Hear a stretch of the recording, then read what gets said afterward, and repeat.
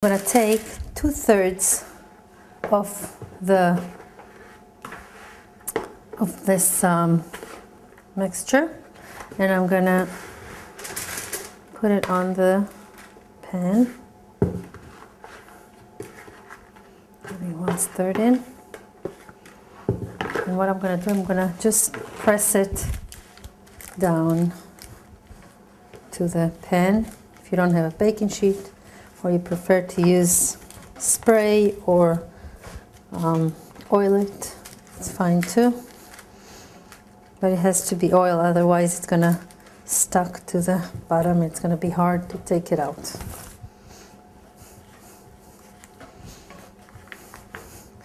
While pressing it, I'm trying to make it even. Take a little bit more.